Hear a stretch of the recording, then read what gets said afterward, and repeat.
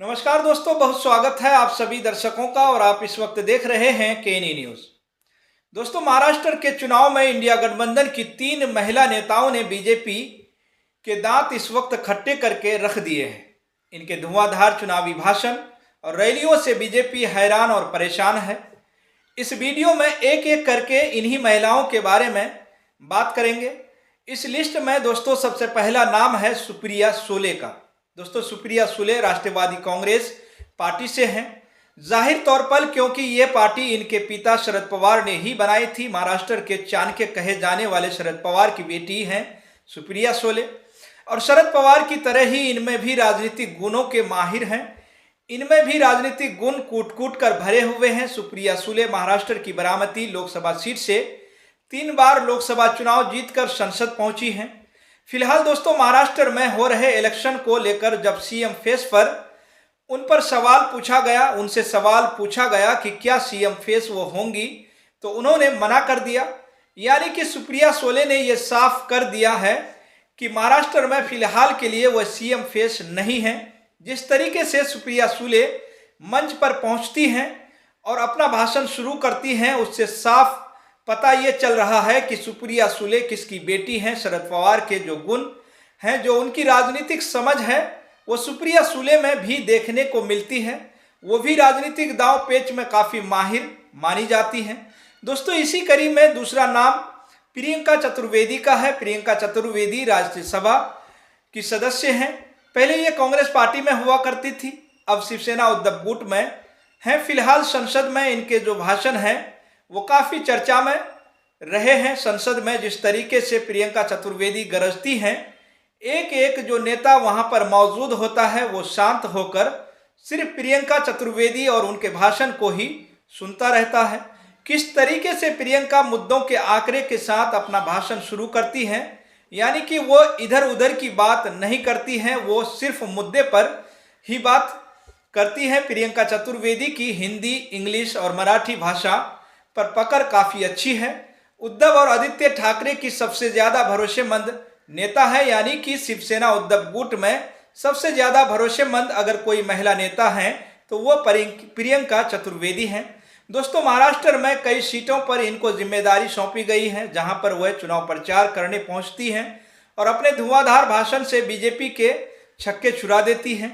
दोस्तों, शिवसेना के नेता हैं और इन्होंने हरियाणा के चुनाव में भी कांग्रेस को पहले से ही चेताया था, यानी कि एक रियलिटी चेक दिया था। लेकिन इनकी बात अगर कांग्रेस ने मानी होती और कांग्रेस ने थोड़ा ध्यान दिया होता तो शायद आज हरियाणा के इलेक्शन के जो रिजल्ट्स हैं वो कुछ और होते। फिलहाल ये तो एक दूसरी बात हो गई दोस्तों। लेकिन प्रियंका चतुर्वेदी जिस तरीके से आंकड़ों के साथ मंच पर पहुंचती हैं और एक एक करके महायुति और बीजेपी के धागे खोलने शुरू करती हैं, तो इससे तो बीजेपी नेता खुद घबरा जाते हैं। बीजेपी नेता खुद सोचते हैं कि अब प्रियंका की इस बात का जवाब हम कैसे देंगे। और इस कड़ी में तीसरा नाम है दोस्तों परिणीति शिंदे का। परिणीति शिंदे दलित समाज से आती हैं, कांग्रेस की सांसद हैं और इनके पिता सुशील शिंदे हैं। दोस्तों, सुशील शिंदे देश के गृह मंत्री रह चुके हैं, महाराष्ट्र के मुख्यमंत्री रह चुके हैं और लीडर ऑफ ऑपोजिशन भी रह चुके हैं। परिणीति शिंदे पहले विधायक थी, लेकिन अब सोलापुर लोकसभा सीट से सांसद हैं। और परिणीति शिंदे की महाराष्ट्र की राजनीति में अपने पिता की तरह ही काफ़ी अच्छी पकड़ है।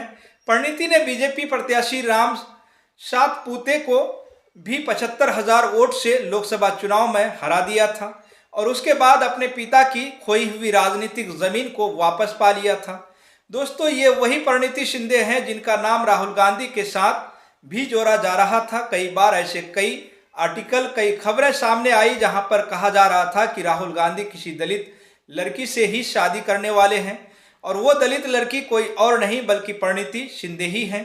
जिस पर परिणीति शिंदे के जो पिता हैं उन्होंने एक इंटरव्यू के दौरान ये साफ कह दिया था कि फिलहाल ऐसा कुछ नहीं है, यानी कि राहुल गांधी और परिणीति शिंदे की शादी की जो खबरें हैं वो फर्जी हैं। तो दोस्तों, ये 3 महिला नेता थी जो कि इंडिया गठबंधन में है, जहां पर सबसे पहली नेता सुप्रिया सुले जो कि राष्ट्रवादी कांग्रेस पार्टी से हैं, दूसरी हमारी नेता प्रियंका चतुर्वेदी जो कि शिवसेना उद्धव गुट से हैं, तीसरी नेता परिणीति शिंदे जो कि कांग्रेस से हैं और यही तीनों पार्टियां महाविकास अघाड़ी ने मिलकर महाविकास अघाड़ी रखा है और फिलहाल ये तीनों ही महिला नेता बीजेपी के छक्के छुड़ाने में लगी हुई हैं। तो दोस्तों आपको ये भी बताते चलें कि महाराष्ट्र में विधानसभा चुनाव एक ही चरण में यानी 20 नवंबर को होंगे और तमाम मतगणना 23 नवंबर को होगी, यानी कि रिजल्ट्स 23 नवंबर को सामने आ जाएंगे। लेकिन जिस तरीके से ये तीनों महिला नेता अपने चुनावी भाषण में गरजती हैं, उससे एक बात तो साफ है कि ये अपने अपने प्रत्याशियों को जिताने के लिए कमर कसकर मैदान में डटी हुई हैं। तो फिलहाल दोस्तों इन तीनों पर आपकी जो भी राय हो, इन तीनों के चुनावी भाषणों पर आपकी जो भी कहना हो, आप अपनी राय कमेंट बॉक्स में जरूर बताइएगा। तो फिलहाल इस वीडियो में इतना ही, फिर मिलेंगे अगली खबरों के साथ। आप सभी का बहुत बहुत शुक्रिया, धन्यवाद।